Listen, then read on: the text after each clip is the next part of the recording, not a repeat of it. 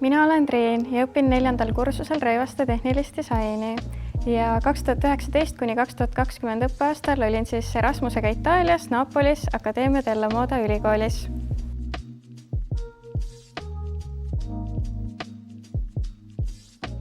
Erasmusest kuulsin juba kooli ajal ja teadsin koheselt, et see on kindlasti üks asi, mida tahan proovida.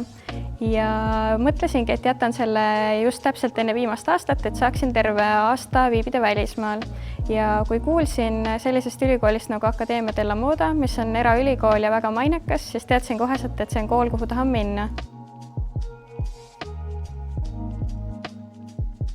Kahjuks koroona ajal pidin siis tulema alguses Eestisse, kuna Itaalia läks täielikult esimese riigina Euroopas kinni.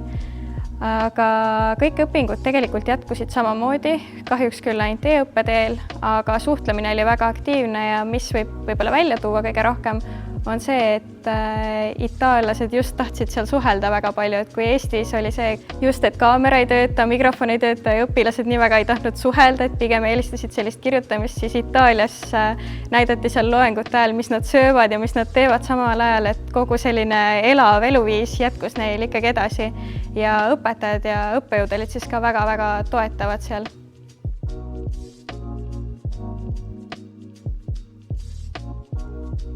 Miks ma tahtsin Itaaliasse minna, oli põhjus see, et kindlasti on lõunamaa inimesed lõbusamad, seal on palju rohkem päikest ja nad on ka rõõmsamad. Ja kuna ma olen ise suur hilineja, siis kui ma läksin esimesel päeval kooli, ma jäin natukene hiljaks, selline 15 minutit, aga ma avastasin, et mitte kedagi ei olegi veel kohal tegelikult, et see 15 minutit ma olin varem jõudnud kui teised, et sealne hilinemine oligi täiesti normaalne, et mulle sobis see väga hästi isegi.